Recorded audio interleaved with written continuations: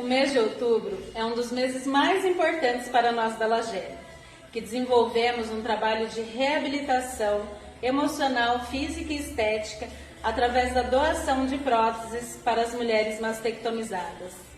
São 8 anos de parceria com a ONG Viva Melhor e mais de 3.000 próteses entregues neste período.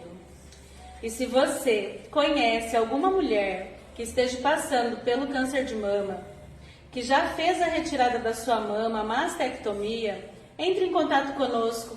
Teremos imenso prazer em mostrar para essa mulher o quanto ela é especial, que estamos junto dela durante todo o seu processo, através da nossa ação social, elevando a sua autoestima, levando conforto, acolhimento e muito carinho.